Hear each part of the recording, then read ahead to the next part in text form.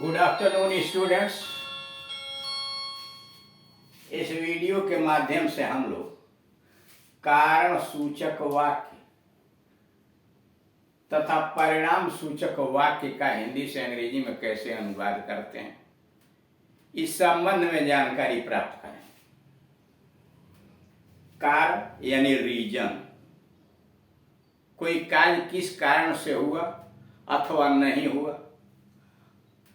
परिणाम मतलब रिजल्ट, किसी कार्य का रिजल्ट क्या हुआ, परिणाम क्या हुआ। ऐसे वाक्य जिनसे कार्य के होने या न होने के कारण कार्य तथा परिणाम रिजल्ट का बोध होता है। ऐसे वाक्य जिनसे कार्य के होने या न होने के कारण कार्य तथा परिणाम का बोध होता है। एक बच्चा उस झगड़े का कारण था। एक बच्चा उस झगड़े का कारण था। A child was the cause of that quarrel. A child was the cause of that quarrel. एक बच्चा उस झगड़े का कारण था। A child was the cause of that quarrel. एक औरत उस युद्ध की वजह थी। एक औरत उस युद्ध की वजह थी। A woman was the cause of that war. A woman was the cause of that war. गलत दवा उसकी मृत्यु का कारण थी। गलत दवा उसकी मृत्यु का कारण थी। A wrong medicine was the cause of his death. A wrong medicine was the cause of his death. गलत दवा उसकी मृत्यु का कारण थी। बीमारी उसकी अनुपस्थिति की वजह थी। बीमारी उसकी अनुपस्थिति की वजह थी। Illness was the cause of his absence. Illness was the cause of his absence. बीमारी उसकी अनुपस्थिति की वजह थी। ऐसे वाक्यों से कारण का बोध होता है। ऐसे वाक्यों से कारण का बोध होता है। Rules, subject cause, subject cause plus verb, be plus the cause, of plus noun. Subject कारण plus verb, be plus the cause plus of plus noun. ऐसे वाक्यों का अनुवाद, जैसे अब यहां क्या था, सब्जेक्ट काज में एक औरत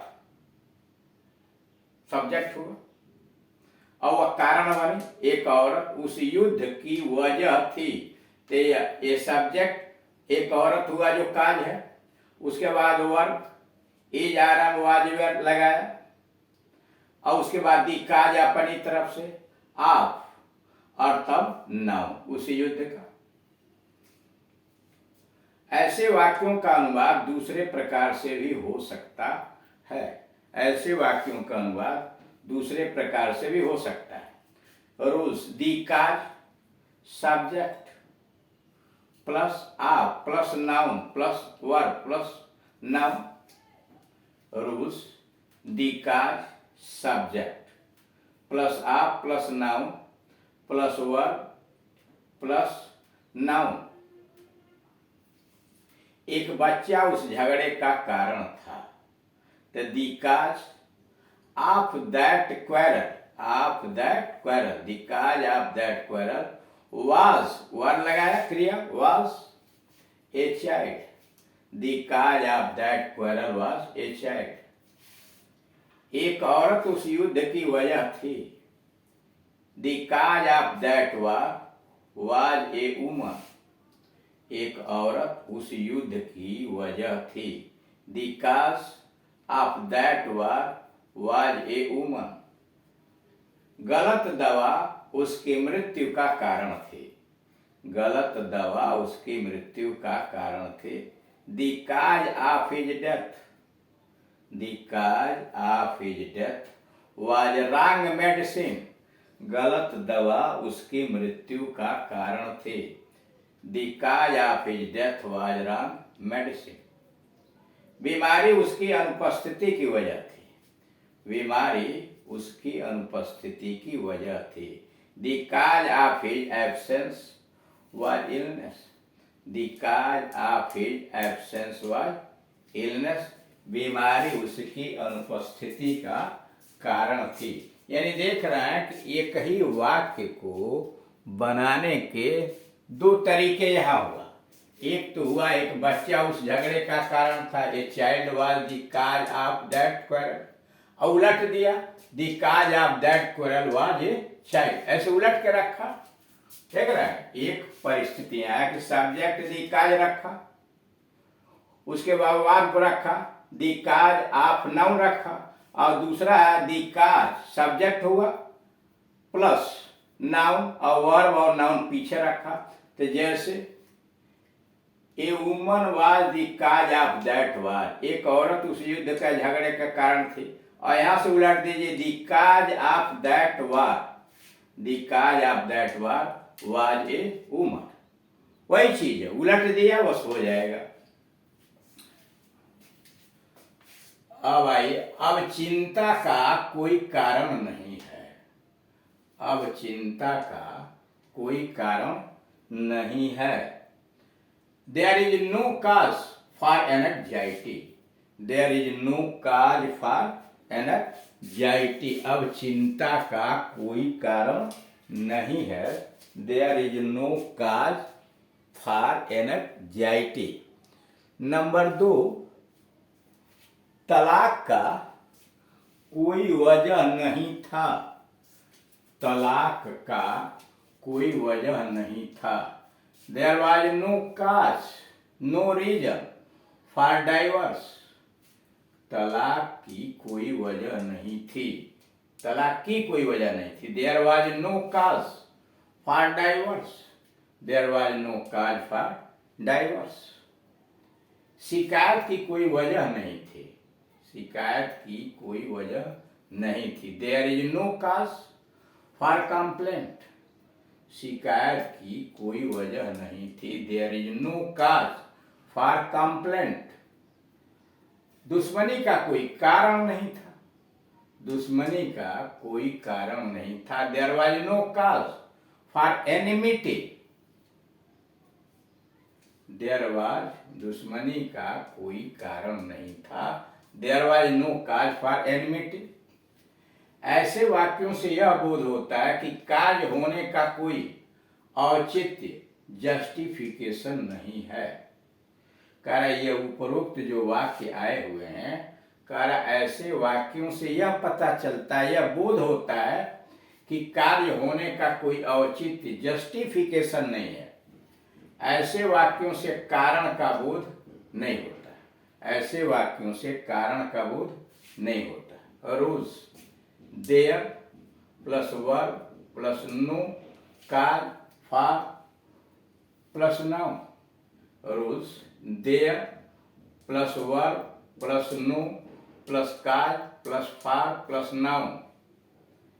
नोट नंबर 1, मतलब देयर, देयर के बाद इज, फिर नो, काज और फिर for noun. Note number 1, cause of से कारण का बोध होता है, काज ऑफ से कारण का बोध होता है, पर काज फॉर से, काज ऑफ से कारण का बोध होता है, पर काज फॉर से कार्य के होने के औचित्य का।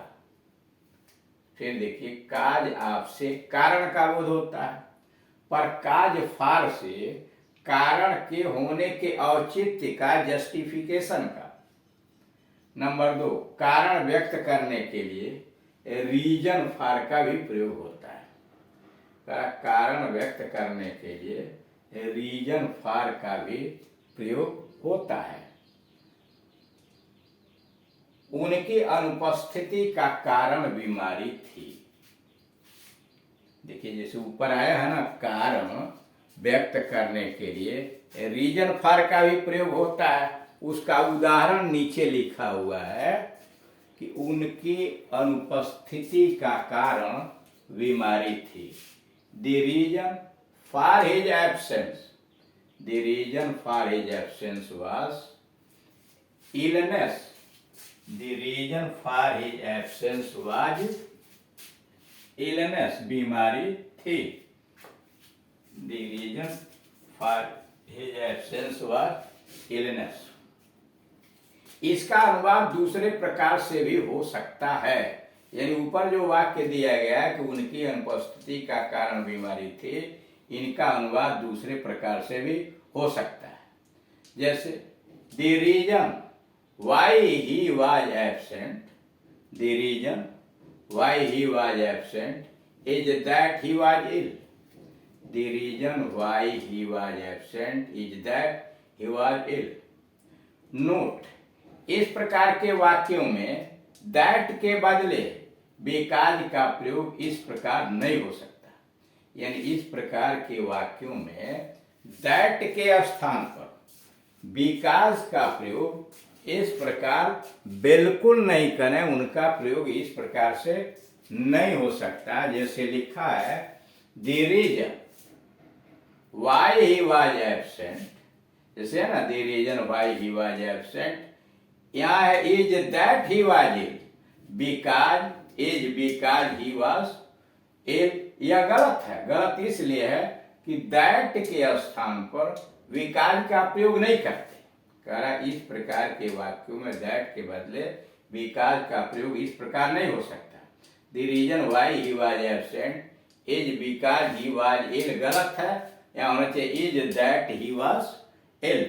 यानी इस प्रकार से आप देख रहे हैं कि कारण सूचक वाक्यों का अनुवाद विभिन्न प्रकार से किया जा रहा है। दो मॉडल आपने यहाँ देखा, a woman was the cause of that war, या the cause of that was a woman. और यहाँ यह निगेटिव सेंस में दिया हुआ है कि नकारात्मक भाव के अंतर्गत दिया हुआ है। इसमें कारण न होने का, यानी कार्य न होने का औचित्य नहीं दिया है कि क्यों कार्य नहीं हुआ। और फिर उसकी अनुपस्थिति का कारण बीमारी थी। दी रीजन फॉर हिज एब्सेंस, यानी फॉर, रीजन फॉर भी लगा करके इसका अनुवाद किया जा सकता है। ठीक, तो इस प्रकार आपने देखा कि रीजन से संबंधित, कार्य से संबंधित वाक्यों का ट्रांसलेशन हिंदी से अंग्रेजी में कैसे करते हैं। Thank you.